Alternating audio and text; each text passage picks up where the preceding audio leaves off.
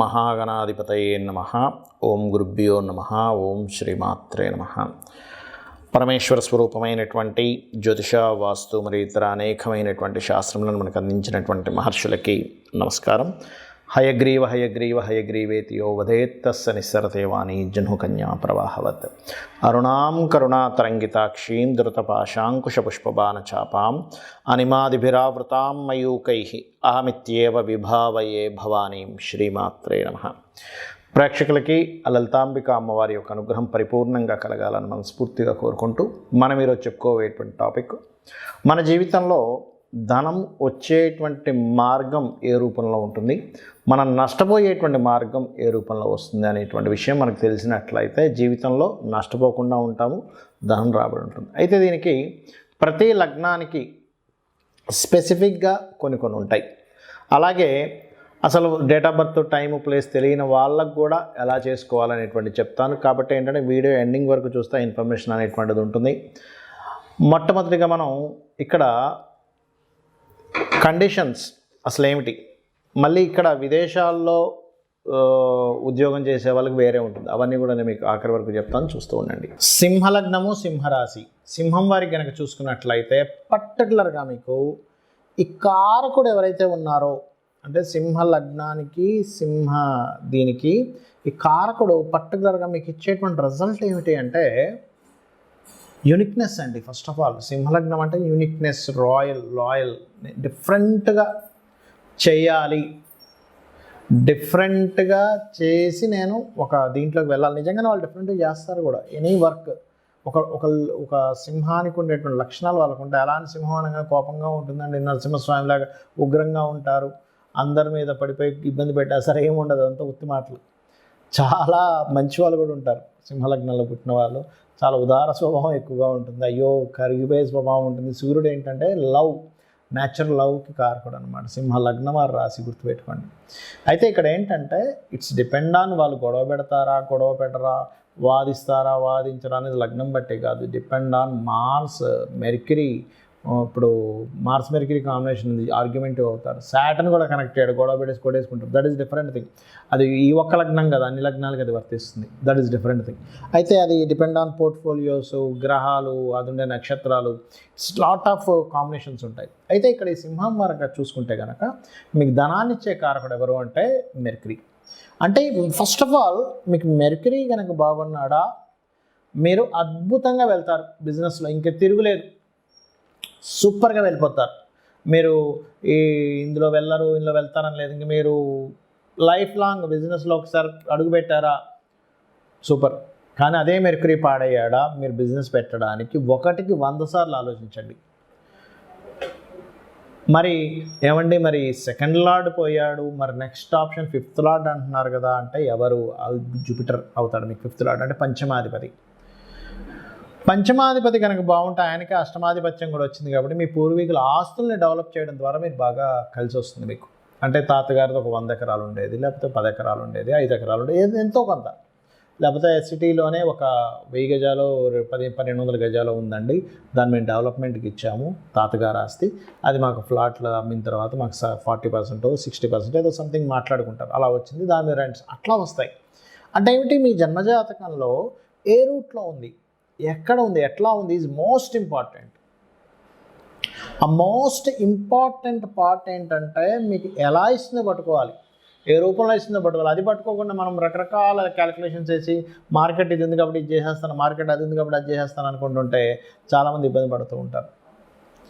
అట్లా ఏంటంటే మీ 5th lord లేదండి, 5th లార్డ్ కూడా క్యాన్సిల్, పాడైపోయాడు. ఇప్పుడు 9th lord, 4 and 9th lord కనుక బాగున్నాడా మీకు భూముల వల్ల విపరీతం కలిసి వస్తుంది. అంటే మార్స్ బాగుండాలి. చాలామంది చూడండి, నేను రియల్ ఎస్టేట్లో కోట్లు సంపాదించాను అంటాడు, ఇంకో వ్యక్తి అదే రియల్ ఎస్టేట్లోకి వెళ్ళి నాశనం అయిపోయినండి అంటాడు. ఏమండి మరి భూమి అందరికీ డబ్బులు ఇవ్వాలిగా, ఎందుకు ఇవ్వట్లేదు అంటే వాళ్ళకి భూమి ద్వారా ధనయోగం ఉంది, ఇంకొంతమందికి భూమి ద్వారా డబ్బులు లేవు. ఎందుకు ఉండవు?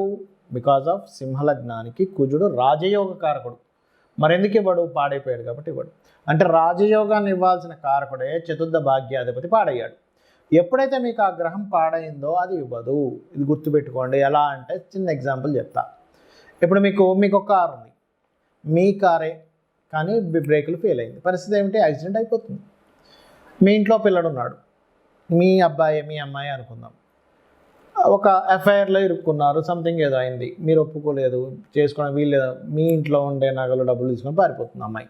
అంటే చిన్న ఎగ్జాంపుల్ చెప్తున్నా, అది కంపల్సరీ పారిపోవాలని కాదు, పారిపోకూడదని కాదు, ఎగ్జాంపుల్గా అర్థం చేసుకోండి.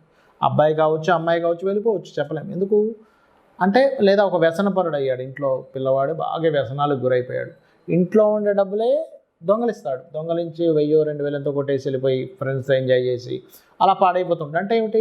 మీకు యోగకారకుడైన గ్రహము పాడైతే మీ సొంత పిల్లలే ఎలా అయితే ఇబ్బంది పెడతారు, లేదా సొంత అన్న కావచ్చు, తమ్ముడు కావచ్చు, భార్య కావచ్చు, భర్త కావచ్చు. చాలామంది మనం చూస్తూ ఉంటాం, భార్య ఏమో జాబ్ చేస్తూ ఉంటుంది, హస్బెండ్ బాగా తాగుబోతు అయిపోతాడు, ఇంట్లో ఆవిడ పాపం ఏదో పోపు డబ్బాలో దాచిపెట్టిన డబ్బులు కూడా తీసుకెళ్ళిపోయి తాగేస్తుంటాడు. అంటే ఏమిటి? బికాజ్ ఆఫ్ ఓన్ ఈ రాజయోగాన్ని ఇచ్చే కారకుడు మార్స్ కనుక పాడైతే మీరు పొరపాటును కూడా మీ పేరు మీద ల్యాండ్స్ కొనకూడదు. బాగున్నాడా, రియల్ ఎస్టేట్ చేయండి, ఇంకా కోట్లు తిరుగుండదు.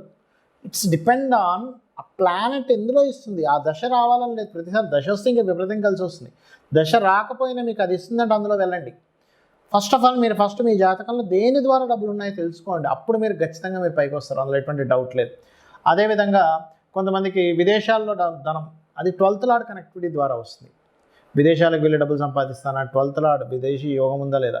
అదేవిధంగా ఇక్కడ చంద్రుడు 12వ స్థానాధిపతి అవుతాడు. చంద్రుడు కనుక పాడయ్యాడు అనుకోండి, ఇన్వెస్ట్మెంట్స్ చాలామంది చాలా తక్కువ దాంతో ఎక్కువ డబ్బులు వచ్చేది వాటర్ ప్లాంట్స్ కదండి అని వాటర్ ప్లాంట్ పెట్టేస్తారు. కానీ వాళ్ళ కర్మకాలి ఎందుకో వాళ్ళు వాటర్ ప్లాంట్ పెడతారు, కానీ ఎక్కడికి వెళ్ళినా సరే మార్కెటింగ్ అవ్వదు. బికాజ్ ఆఫ్ మూన్ పాడైపోతాడు. కొంతమంది హోటల్స్ పెడతారు, పాడైపోతుంది. విదేశాలకు వెళ్తారు. అంటే ఏమంటే మూమెంట్, చంద్రుడి ఇస్ ద మూమెంట్, చంద్రుడి ఇస్ ద ప్రయాణం, చంద్రుడు ఒక దగ్గరికి వెళ్ళడం, అక్కడికి వెళ్ళి సెటిల్ అవ్వడం, లేదా సాఫ్ట్వేర్ కంపెనీస్ పెట్టడం చంద్రుడు అంటే. అట్లా డయాగ్నోస్టిక్ సెంటర్స్ పెట్టడం, ఫార్మా కంపెనీస్ పెట్టడం. ఇక్కడ ఏమవుతుందంటే ఆ మూన్ కనుక పాడయ్యాడా, మీరు దయచేసి వాటి జోలికి వెళ్ళకండి. జ్యోతిషాస్త్రం అంటే నేను ఎలా వెళ్ళాలి, ఏ రూట్లో వెళ్ళాలని చూపించే ఒక టార్చ్, ఒక లైట్ లాంటిది, ఒక అద్భుతమైనటువంటి జ్యోతిది చూపిస్తుంది. కాబట్టి మీరు అది పర్టికులర్గా తెలుసుకోండి. ఇక మీరు చేయవలసినటువంటి అంటే దేవతారాధన ఏమిటి? సుబ్రహ్మణ్యేశ్వర స్వామి ఆరాధన లేదా దత్తాత్రేయుడి యొక్క ఆరాధన చేయండి, ఖచ్చితంగా మీకు బాగుంటుంది. ఇక్కడ ముఖ్యంగా మీకు నేను చెప్పాను, ధనాధిపతి ఒక గ్రహంతో కనెక్ట్ అయినప్పుడు దాని మూలంగా డబ్బులు వస్తాయి. అంటే చిన్న ఎగ్జాంపుల్ చెప్తాను చూడండి. ధనాధిపతి రవితో కనెక్ట్ అయ్యాడు, అప్పుడు మీరు ఏం చేయాలి? రవి బాగున్నాడా, ఆటోమేటిక్గా మీరు మెడికల్ రిలేటెడ్ వాటిల్లో వెళ్ళిపోతే బాగా వస్తాయి డబ్బులు. అది ఆరోగ్యాన్ని ఇచ్చే ఏదైనా సరే. చంద్రుడితో కనెక్ట్ అయ్యాడు, కంప్యూటర్స్, ఫుడ్ రిలేటెడ్. కానీ చాలామంది అడుగుతుంటారు, ఏమంటే నాకు హోటల్స్ పెట్టచ్చా, ఫుడ్. చంద్రుడు బాగున్నాడా, ధనాన్ని కనెక్టివిటీ ఇస్తున్నాడా, ఆ మహాదశ నడుస్తుందా, గుడ్. అలా కాదండి నేను సెక్యూరిటీ సర్వీసెస్ పెట్టుకుందాం అనుకుంటున్నాను, మార్స్ బాగుండాలి. అలా కాదు సార్ నేను ఒక ఏజెన్సీ పెట్టుకుందాం అనుకుంటున్నా, ఏజెన్సీ ద్వారా నాకు డబ్బులు రావాలనుకుంటున్నా, ఏమిటి? మెర్క్యూరీ బాగుండాలి. కాదండి నేను పలానా ఒక స్కూల్ ఆర్ కాలేజ్ పెట్టుకుందాం అనుకుంటున్నాను, జూపిటర్ బాగుండి, జూపిటర్తో ధనాధిపతి కనెక్ట్ అయ్యి ఉండాలి. కొంతమంది మ్యారేజ్ బ్యూరోస్ పెట్టుకుని ఉంటారు, లేకపోతే ఫ్యాషన్ డిజైనింగ్ పెట్టుకుంటుంటారు, బ్యూటీ పార్లర్స్ పెట్టుకుంటూ ఉంటారు, లేనట్లయితే ఏదైనా అందమైన వస్తువులు అమ్మేటువంటిది పెట్టుకుంటూ ఉంటారు, కాస్ట్లీ వస్తువులు అమ్మేది పెట్టుకుంటారు. వీనస్ బాగుండి, వీనస్ ధన స్థానాన్ని సంబంధం కలిగి ఉండాలి, అప్పుడు 5th కనెక్టివిటీ కూడా ఉండాలి. అయితే ఇక్కడ ఏంటంటే ఎప్పుడు కూడా ప్లానెట్ బలం ఎంత ఉంది, అది పాపకర్తెల్లో ఉందా, శుభకర్తెల్లో ఉందా, ఈజ్ మోస్ట్ ఇంపార్టెంట్. కొంతమంది ఏం చేస్తారు, కన్సల్టెన్సీ సెంటర్స్ పెట్టుకుంటారు, అంటే వీళ్ళు జాబులు ఇప్పిస్తూ వాళ్ళు అందులో కొంత కమిషన్ తీసుకుంటారు. అలాంటప్పుడు శాటర్న్ బాగుండాలి. రాహు ఉన్నాడు అనుకోండి, ఉదాహరణకి రాహు ఏంటి, విదేశాలకు వెళ్ళి ధనం సంపాదించడము, అట్లా. కొంతమంది ఆధ్యాత్మికమైనటువంటి చింతన, పూజలు చేస్తూ పౌరహిత్యంలో ఉంటారు. అప్పుడు కేతువు వాళ్ళకి బలంగా ధనయోగాన్ని ఇవ్వడం, కేతువు గురువు ఇద్దరు కలిసి ధనయోగాన్ని అద్భుతంగా ఉంటుంది. అంటే ఇక్కడ ఏమిటంటే ఒకటి గుర్తుపెట్టుకోండి, ఈ కాంబినేషన్ ఏదైతే ఉందో ఈ కాంబినేషన్ రిజల్ట్ మీద ఆధారపడి ఉంటుంది.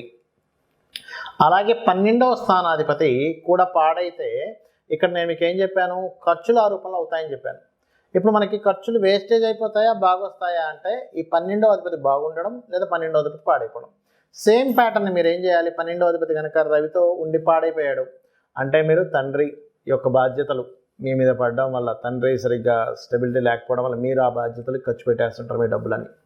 అలా కాదండి నాకు 12వ స్థానాధిపతి కొంతమందికి ఎట్లా ఉంటుందంటే వ్యసనాల్లోకి వెళ్ళిపోతారు. అంటే అట్లాగా రకరకాల మా డ్రింకింగ్ హ్యాబిట్స్ అని, లేకపోతే అటు ఇటు పిచ్చి పిచ్చిగా ఖర్చు పెట్టేసేయడం కానివ్వండి, రకరకాల హ్యాబిట్స్ ఉంటాయి. ఇవాళ రేపు మీకు తెలియని విషయం కదా, దాన్ని నేను చెప్పక్కర్లేదు ప్రత్యేకంగా. అట్లా ఆ రకంగా అయిపోతూ ఉంటుంది. లేదండి కొంతమందికి ఏమవుతుంది, ఎక్కువ తిరగడం ద్వారా స్పెండ్ చేస్తుంటారు. ఆ టూర్ అంటారు, ఈ టూర్ అంటారు. మూన్ 12వ స్థానంతో ఉంటే అప్పుడు అది అట్లా. మార్స్ అనుకోండి, అనవసరమైన గొడవల్లో ఇరుక్కొని ఆ కేసెస్ చుట్టూ తిరుగుతుంటారు. జూపిటర్ అయినా సరే కోర్టు కేసెస్ చుట్టూ తిరుగుతుంటారు. వీనస్ అనుకోండి, అనవసరమైన చెడు స్నేహాలు, అట్లాంటి వాటి ద్వారా. మెర్క్యూరీ పాడయ్యాడు అనుకోండి, ఉదాహరణకి మీకు 12వ స్థానాన్ని మెర్క్యూరీ పాడు చేస్తూ, మెర్క్యూరీయే పాడయ్యాడు, మెర్క్యూరీతో కాంబినేషన్స్ వచ్చాయి అన్నప్పుడు పాడైతేనేమో అనవసరమైన బిజినెస్ ఇన్వెస్ట్మెంట్స్ వల్ల మీకు ఇబ్బంది కలుగుతూ ఉంటుంది. అదేవిధంగా జూపిటర్ అయితే ఏమవుతుందంటే, కొంతమంది ఏం చేస్తారంటే కొన్ని ఈ జూపిటర్కి కోర్టు కేసెస్ అని చెప్పాను ఆల్రెడీ. వీనస్ అయితేనేమో వ్యసనాలు అని చెప్పాను. శని అయితే రోగాలకు పెడుతూ ఉండాల్సి వస్తూ ఉంటుంది. లాంగ్ టర్మ్ ఇన్వెస్ట్మెంట్ చేస్తూనే ఉంటారు. ఒక కంపెనీ పెడతారు, కొన్ని సంవత్సరాలు ఇన్వెస్ట్మెంట్ చేస్తూ ఆ ఉన్న ఆస్తులు మొత్తం అమ్మేసుకుని దానికి పెట్టాల్సి వస్తూ ఉంటుంది. ఆ రకంగా రాహుకేతువులు అయితే కొంతమంది సాఫ్ట్వేర్ కంపెనీస్ పెట్టి ఇబ్బంది పడుతుంటారు. అంటే ఇక్కడ ఏమిటి మరి ఇలా ఉందండి, మరి దీనికి రెమెడీ ఏమిటి? ఎందుకంటే సరే నాకు డబ్బులు వస్తున్నాయి, ఫైన్, డబ్బులు పోతున్నాయి, అర్థమవుతుంది, కానీ ఏమిటి రెమెడీ ఏమిటి? It's very clear. మీకు సన్ ద్వారా కనుక మీకు ఇబ్బంది అవుతుంది అంటే సూర్యభగవానుడు ఆరాధన రెగ్యులర్గా చేయండి, మీకు ఖచ్చితంగా బయటపడిపోతారు. సండే మీరు ఉపవాసం ఉంటూ ఉండండి. మూన్ ద్వారా అవుతుందంటే సోమవారం ఉపవాసం ఉండండి. అయితే ఉపవాసాల్లో ముఖ్యంగా మనకి పూర్తి ఉపవాసం ఏకాదశికి మాత్రమే చెప్పారు. కానీ మండే కనుక మండేస్ మీకు తెలుస్తుంటుంది. మండేస్ ఎక్కువగా ఇబ్బంది వస్తుంది నాకు, ఎందుకంటే జాతకం లేదు. సండేసే నేను ఎక్కువ ఇబ్బంది పడుతున్నాను. సన్ నక్షత్రాల్లో అంటే ఏంటి, కృత్తిక, ఉత్తరాషాఢ నక్షత్రాలు ఎక్కువగా అవుతుంది అన్నప్పుడు మీరు సండేస్ ఉపవాసం ఉండాలి, సూర్య నమస్కారాలు చేస్తూ ఉండాలి. చంద్రుడి ద్వారా వస్తుంది, సోమవారాల్లో నాకు ఎక్కువ నష్టం జరుగుతుంది, ఎందుకంటే ఇక్కడ జాతకం లేని వాళ్ళకు కూడా చెప్తానన్నాను నేను మీకు. అప్పుడు అలాంటప్పుడు ఏం చేయాలి, ఈ పరమేశ్వరుడి యొక్క ఆరాధన, శివలింగానికి అభిషేకాలు చేస్తూ ఉండాలి. బియ్యం దానంగా ఇస్తూ ఉండాలి. ఆదివారం అయితేనేమో గోధుమలు దానంగా ఇస్తూ ఉండాలి. అదే మంగళవారాలు అవుతున్నాయి అనుకోండి, స్కందుని యొక్క ఆరాధన చేస్తూ, కుజగ్రహం దగ్గర దీపారాధన చేస్తూ కందులు దానంగా ఇస్తూ ఉండాలి. బుధవారం ఎక్కువగా నాకు నష్టాలు వస్తున్నాయండి అని మీకు ఒక తెలుస్తూ ఉంటుంది. అలాంటప్పుడు ఏం చేయాలి అంటే మీరు పెసలు దానంగా ఇస్తూ ఉండాలి. అదేవిధంగా గోవులకి గోంగూర తినిపిస్తూ ఉండాలి. అదేవిధంగా గురువారం అవుతుంది అనుకోండి, శనగలు దానంగా ఇవ్వడము. నవగ్రహాల్లో గురుగ్రహం దగ్గర దీపారాధన చేయడం. శుక్రవారం ఎక్కువ అవుతుంది అనుకోండి, బొబ్బర్లు దానంగా ఇవ్వడం, అమ్మవారి ఆరాధన చేయడం, అమ్మవారి ఆలయాలకు వెళ్ళడం. శనివారం అవుతుంది అనుకోండి, మీకు ఈశ్వరారాధన చేయడము లేదా ఆంజనేయ స్వామి ఆరాధన చేయడము, నువ్వులు దానంగా ఇవ్వడము. శనికి సంబంధించిన ఎక్కువగా ఇబ్బంది ఉందనుకోండి, నూనెలో మీ ముఖాన్ని చూసుకొని దాన్ని చక్కగా బాటిల్లో వేసి ఈశ్వరాలయంలో దీపారాధన కోసం ఇవ్వండి. ఖచ్చితంగా మీ దోషం అనేటువంటిది పోతుంది. రాహుకేతువులు అయితే రాహుకేతువుల దగ్గర దీపారాధన చేస్తూ గణపతి మరియు దుర్గాదేవి యొక్క ఆరాధన చేస్తూ ఉండాలి. ఇలా గనక చేసినట్లయితే మీరు 100% ఖర్చుల నుంచి బయటపడతారు, సంపాదన అనేటువంటిది పెరుగుతుంది. అయితే ఇక్కడ ఏంటంటే ఒక మంత్రం బలంగా మీరు కనుక చేయగలిగితే, ఒకవేళ అప్పులున్నాయి, ఓం అపర్ణాయే నమః, అదేవిధంగా ఓం సంపత్కరీ సమారూఢ సింధుర వ్రజసేవితాయ నమః, ఖచ్చితంగా మీకు ఫైనాన్షియల్ గ్రోత్ పెరుగుతుంది. దీంతోపాటు ఇంకా వీలైతే కనుక ఓం ధర్మాధ్యక్ష ధనాధ్యక్ష ధనధాన్య వివర్ధనీయ నమః, ఇవి చేసుకుంటూ మీరు ఒకవేళ నేను బిజినెస్ లైన్స్లో ఉన్నానంటే, బిజినెస్ ఎదుగుదల కావాలి అనుకునేటువంటి వారు ఓం ఇంద్రగోప పరిక్షిప్త స్మరతోనా భజంగికాయ నమః అనేటువంటి మంత్రం కనుక చేసుకున్నట్లయితే 100% మీరు సక్సెస్ అయితే తీరుతారు, సక్సెస్ని మీరు పొందుతారు.